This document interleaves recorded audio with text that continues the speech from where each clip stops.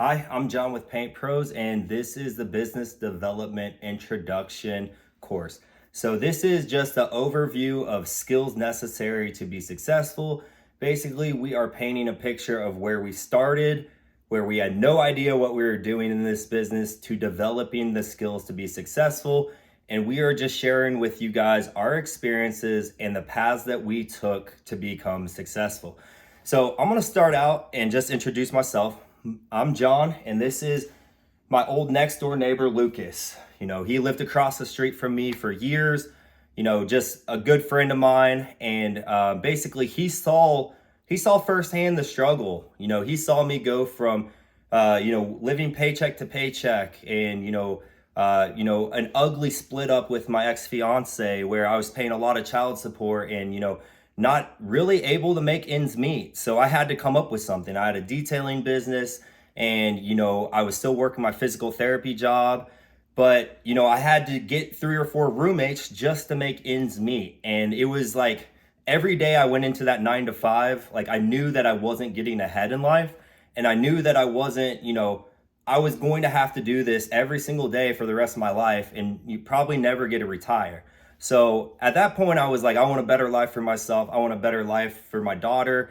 And I just kind of made the jump. One day, one of my one of my coworkers was going to get laid off. And I just was like, hey, keep Becky. I'll take I'll get laid off. So I got on unemployment and I just went out and, started experimenting. And, I knew I wanted to go to dealerships and be mobile. I knew I wanted to figure out basically like dealerships have a stigma of not paying, and I was like, or not, being very cheap. So I was like, let's find out a way where we can make a lot of money at dealerships. They have a ton of money, they have a ton of cars. Let's figure out a way where we can do something fast, cost effective, that makes a big bang difference, like something that's like undeniably better in 15, 20, 30 minutes. So that's how Diamond Clear came to be. And basically, I had no blueprint for success at first. I had to start from the beginning, and the beginning is mastering application. Literally, I had a bunch of junkyard hoods and I was just, smearing the polymer solutions over, and like, all right, let's see how they cure. All right, this one is ruined. This one is like cement. It won't come off. It's chipping, flaking. These aren't good, until I got something that was pretty good and tweaked it a little bit.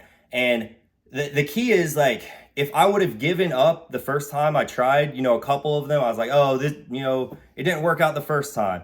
But the 50th time it worked out and I had something really good, and I kept learning from every failure, how to make adjustments and get better. And I think that's the key to success. Number one is practice. Don't give up. This course is to, shed light on, our keys to success. It's not to teach you application, but if you can't do something more than 10 times in a row, like think about juggling. I can juggle really well. It's because I did it 1,000 times. I practiced it 1,000 times, and look, I can pick up whatever and then just juggle it now. The first time I did it, guess what? Those balls were all over the place. So, Lucas, would you agree that application is the first key? Absolutely. You have to know what you're doing. You have to know how to apply Diamond Clear to be successful.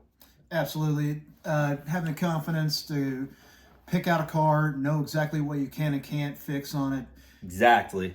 Is absolute key. And not only having confidence in yourself, but going in and confidently gaining a dealership. Exactly. And one of the things is you can take a wet towel over top of the damage, and if it disappears, it's like Diamond Clear cures wet. So you should already be walking in with a demo knowing that it's going to work, because you already took that wet towel over the damage and it disappeared. And if it's not coming out the way that wet towel looked, you don't know what you're doing applying, because it should be 98% of what that wet towel did to it is what Diamond Clear should do to it. Would you agree with that? Absolutely. You shouldn't have to guess. No, and the best thing is finding that one car that just came out of detail that day and seeing how rough it is, showing a manager and telling him, hey, look, I can make this look 90% better than what your detail can do. Exactly. You got to show the manager, how can we make your lot look 80% better than it already is?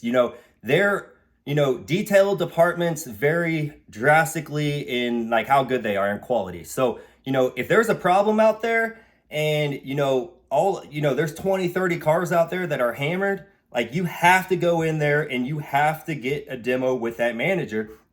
And the biggest mistake people make the first time around is they go into that manager. The manager says, "Oh, we have somebody." So what do? You just kind of, "Oh, they have somebody, so like I shouldn't be here," and you leave. No, you're like, "Oh, you have somebody that does a hand applied clear coat. That's a cost effective alternative to buffing." What do you mean, like a hand applied clear coat? "Oh, here's my TikTok video. I already have it pulled up." And then they see a compelling, awesome video, and then they're like, "Oh, that's too good to be true, but we're bored at the dealership right now. Let's give this guy that just walked in a chance to do a demo." So we pick out a panel. What do? We knock it out of the park, bro. Like, we knock it out. We shake their hand. We hand them a W9, like Paint Pros LLC W9. "Hey, what day works best for you? Tuesday at 9, that's when you'll be here? All right, I'll have a list of cars written up, and we can walk the lot. We can see the damage, and you can pick and choose what cars make sense to have done." So would you say that's kind of how, the dealerships go when you're getting a dealership? Oh, absolutely, yeah. When they ask for a card, I don't have cards. I tell them I do a demo, and I'll give you a W9. That's the only paper I carry. The demo is so important because that is like, when you do the demo, it doesn't matter what you do before, because it doesn't matter, like, that's what sticks in their head. Exactly. They see what you can do other than handing them a card and walking you out the door. If you have something for them to see every single day when they come to work and keep in their mind, next time you show up, they're going to want to see more. Exactly. So, a lot of people ask for sales pitches, and it's like, there's no sales pitch. It's how do I go in there, and you're always going in with a list of cars. You already walked that lot and you wrote down the year, make, stock number of the cars that are damaged. And in your head, you make a mental note, or you take pictures with your phone so you can remember. You can say, hey, you can even show the manager, "Hey, that's what that van panel looks like. That's what that Honda Civic hood looks like." So you're showing that manager visuals like, "Oh shoot, like this lot is hammered. Like, and he's just here to show me a demo. Like, worst thing that can happen is I don't like it and I, tell him to leave." So basically, it doesn't matter what you do as long as you end up with the demo, or as long as you end up with, they either have to tell you, "No, get out. We're not going to use you, and like, don't come back here again."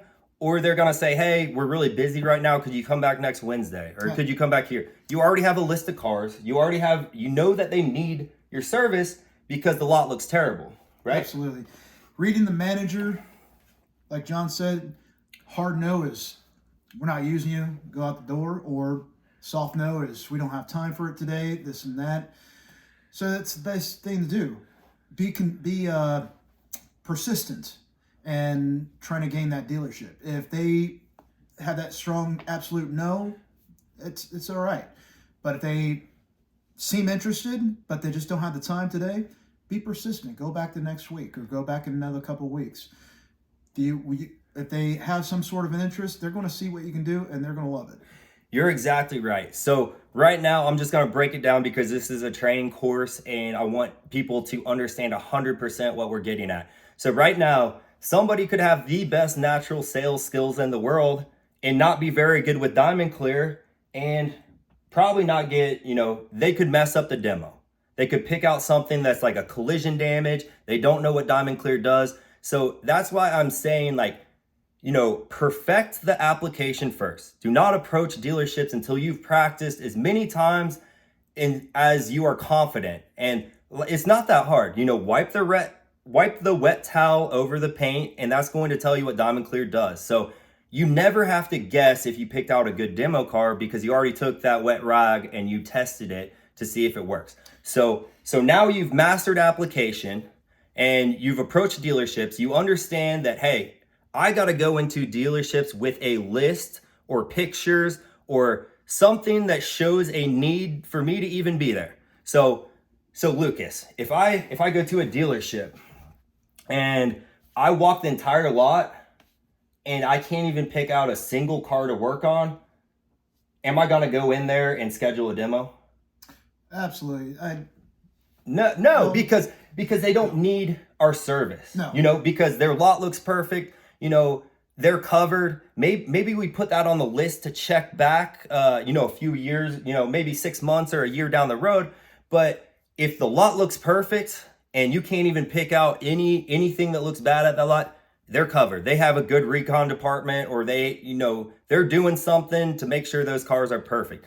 And I'm telling you, 70% of lots do not look perfect. 70% of lots need somebody like us. So, don't waste your time at the ones that, look perfect, because they're probably spending a lot of money on reconditioning and buffing and, other things to make their cars look perfect, that's perfectly acceptable. What you're looking for is all those white scratches. Look at the cars that just came freshly out of detail. Look for tire shine. You see a lot of scratches in a car that looks clean, fresh out of detail. Paint transfer. You're looking for the stuff that the detail does not take off, like the paint transfer, black rubber scratches or anything like that. And you still see definitely swirl marks, and the scratch is still there. And you know that they need you. Yeah, absolutely. Like, you would be shocked at how many dealerships have a car that is 90% paint transfer down 3 panels. It looks like it's been like sideswiped past a painted pole or something, and the detail department doesn't know how to get that off. And honestly, if it doesn't come off with a wheel, they don't bother with it. Exactly. So basically, like, you're like, oh, we're detailers. That's easy. Just polish it off with some compound. And it's like, we do it the quick way. We're going to use like medium urethane reducer or lacquer thinner, just strip it off. And then we're going to clean that out and diamond clear over it. But that is a perfect demo for them. Like, if you're able to take that transfer off, and then there's just, little damage on the clear coat underneath, and you can get rid of that with diamond clear, you're going to look like a wizard. They're going to be like, holy cow, there's no way that car would have sold. And like, deep down, it's just paint transfer, but they don't have the skills. They don't have the know-how to, fix that. And it's just going to sit there until they send it to auction, because they don't know how to take paint transfer off and get rid of the, light damage underneath. So that is just, a little rundown of the value that, that we add at dealerships. So I personally do diamond clear and touch up together. The way I split it up is about 125 for diamond clear, 25 for touch up. A lot of people ask, like, hey, do you like panel cars out? No, I don't like to panel cars out, because they'll nickel and dime you. If you're doing $20 per panel, you'll go to a dealership, and instead of having 10 cars, you'll have 22 panels on 22 different cars, and it is a pain. Like, you know very well, you probably paneled a couple cars out and you're like, I don't want to do it. Exactly. My favorite thing to do for a demo is finding a car that's just covered in touch-up paint that's probably covering up white scratches. So I tell a manager, there's a difference between necessary touch-up and unnecessary touch-up. Unnecessary touch-up is 99% over top of white scratches that we can make completely disappear. Best demo I ever did was, it looked like a worm, a slimy worm was all over this panel, miscolored paint. I took it all off. It was all covering up white scratches. Put diamond clear over it, made it look like it was a brand new panel. Manager was blown away. Absolutely. And it's one of those things that there is like an epidemic of poor work done at dealerships. So if you can come in with 30%, 40%, 50% higher quality work, like, you're already like unlimited value, because every week there is 10, 20, 30 cars out there that their other paint guy or their other buffer is avoiding. He's like, oh, that's going to take a long time. Or, oh, that's not going to look good if I smear touch-up paint all over it. So another way I get into dealerships is like, I say, hey, keep your guy. I know you have a guy that buffs and polishes. Keep your guy. I'll do the 6, 7, or 8 cars that he's avoiding every week. I know they're out there because I have them on the list right here. I highly doubt these are going to sell. If you want to come take a peek at them and you want to walk out there, you want to see for yourself, we'll do that. So basically, let's just get back to, all right, you've developed the application skills. Now you started going to dealerships. You're going to mess up a couple times. Even if every time you go to a dealership, watch this video after you go and learn. It'll make more sense. Like, you got to get out there, watch this first, then go to a dealership, watch it again. Wouldn't you say? Every time you go for the first couple times, watch this video again, and the stuff that we are saying will make sense. Go in with a list, take pictures of the damage, show them a video of you applying on a miraculous, before and after. That's something that piques their interest. When you go in there and you shove that, before and after, or that quick video snippet, like they're gonna be like, holy cow, like I don't believe it. But if this guy is willing to try to prove it in person, like we'll usually give them a chance. And literally 80%, I would say 80% of the demos that I get, or higher, I would say it's probably higher, 80% of the demos we get, we lock down as accounts. So if you're getting, 50% or 60% of the demos, like you're gonna have a $200,000 a year business pretty fast, because it only takes a week or two to gain. How long do you think it would take to gain 5 dealerships? 5 dealerships? If you went to a new city today, we go to Indianapolis right now. We've gone there a couple times, never really went out to get dealerships or anything, but we go to Indianapolis right now. How many days do you think it would take you to get 5 dealerships? I'd say 5 to 8 every week. Exactly. 5 to 8. One day, like the first day, you're going in and you're, like you don't know what days the managers are there. So your first day at a new city, or like getting out there, like you're writing notes down. You're taking notes. You're like, all right, Frank's the manager at Chevy, and he's off on Thursday, so I got to come back another day. And then you're just taking notes, and then maybe you get the manager there and the lot, and you get a demo that day and you lock it down, great. But the longer you're there, and the other guys in their segments will say that, the longer you're persistent and the more organized you are, the more accounts you will get, along with that confidence. Because you're not trying to pull shade over anybody. You are showing them, hey, this is what your cars look like. This is what they look like after I work on them.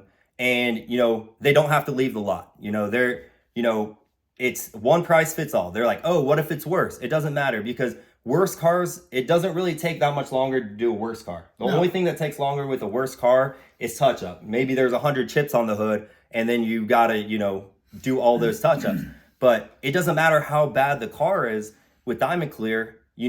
It's, that's why it's a little bit, not even a little bit, it's just far superior in wholesale work than buffing. It will cut out 80% of your buffing.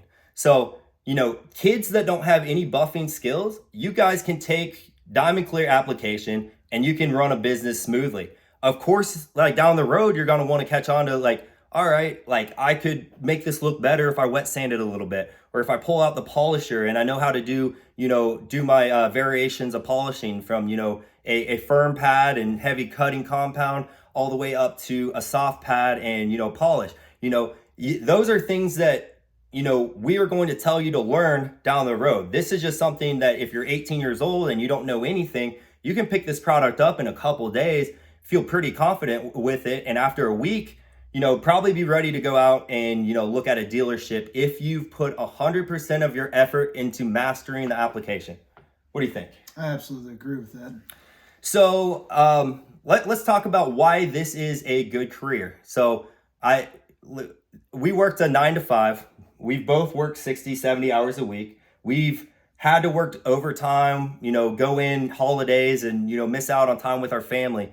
How many days on average do you work per week? I can work anywhere from 5 days to 3 days.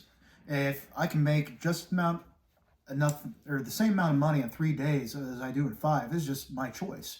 If I want to work 3 hours in one day or per day and work 5 days, I can cram that into 2 or 3 days. Yeah.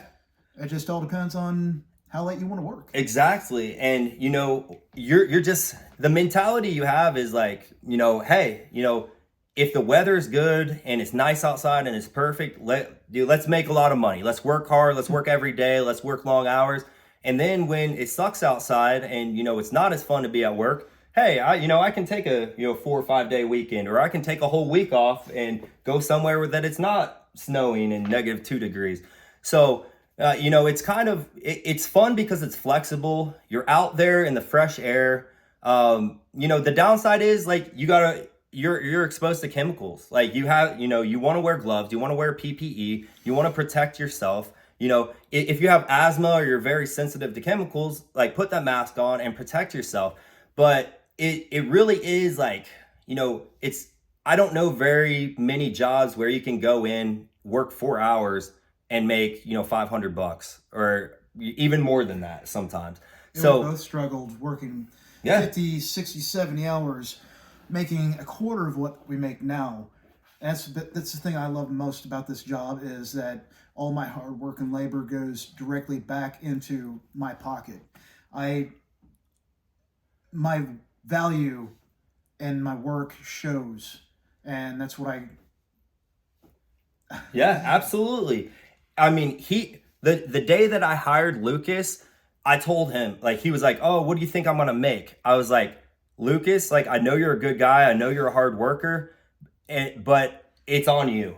absolutely. I got him a handful of accounts, and he had enough to make a little bit of money, pay his bills and that stuff. But I was like, Lucas, when you get done with your accounts early, on to the next one. Map out all the dealerships that you want to get to. Organize them. Figure out when the manager's there. Get your demos, lock them down. So I spent a couple days, helping him gain some dealerships.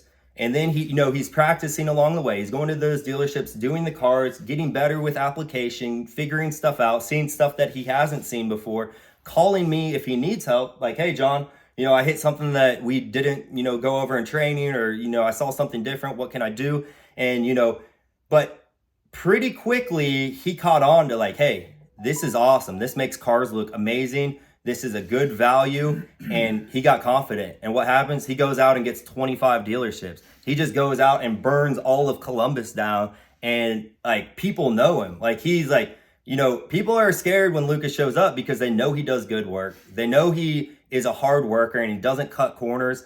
And like, if you have those same skills and you have that same drive, you're going to be successful too.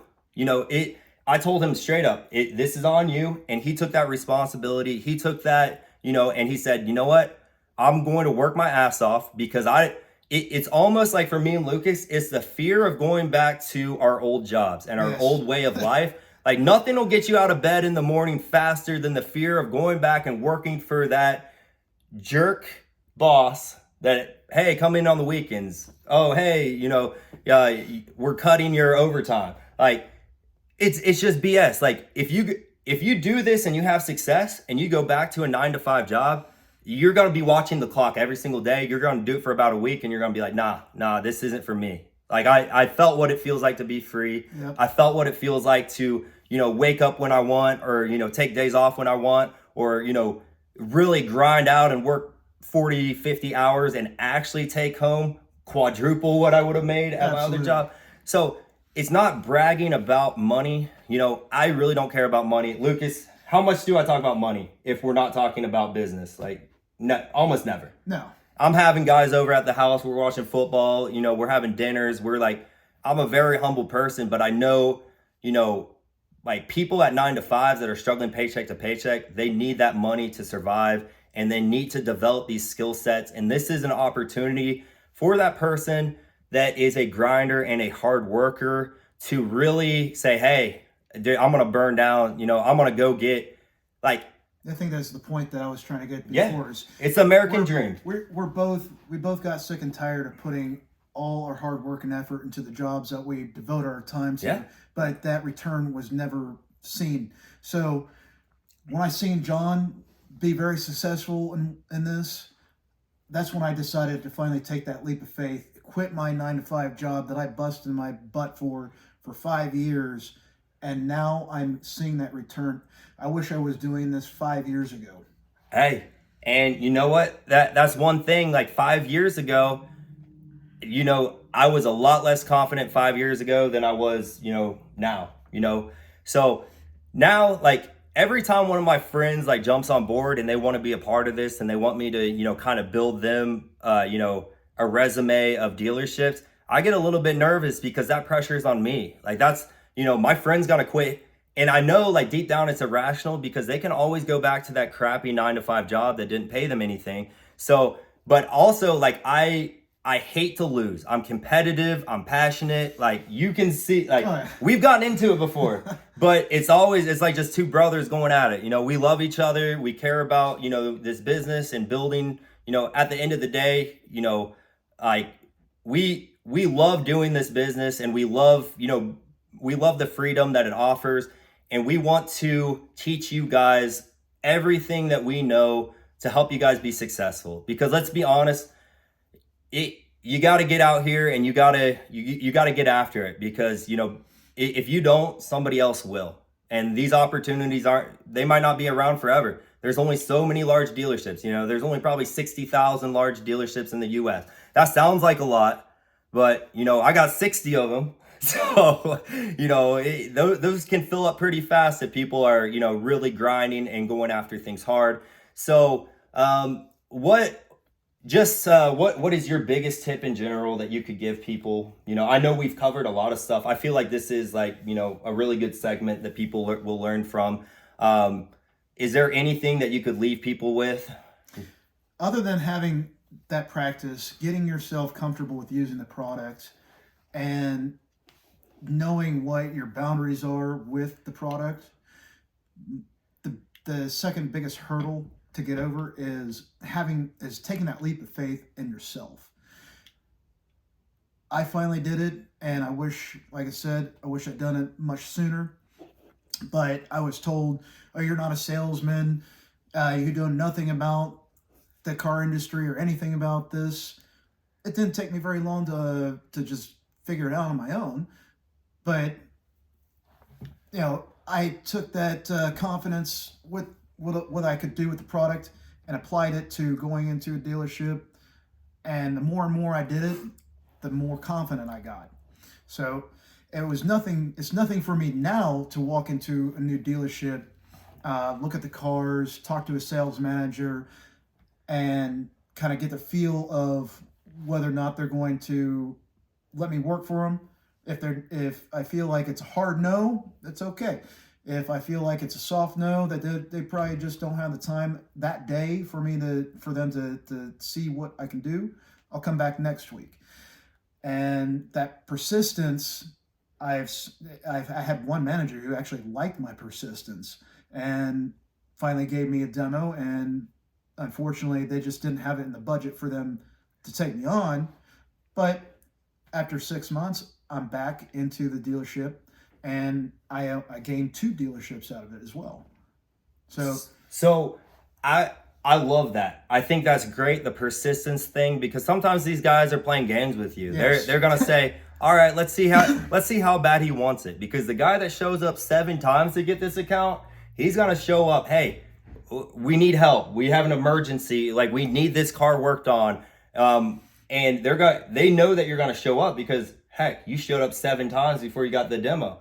So the way I see success in this business, and if you're sitting on the edge of like, hey, I don't know if I can do this. Hey, I don't know if this is right for me. Ask yourself, are you a generally optimistic person? Are you generally optimistic? Are you a glass half full type person?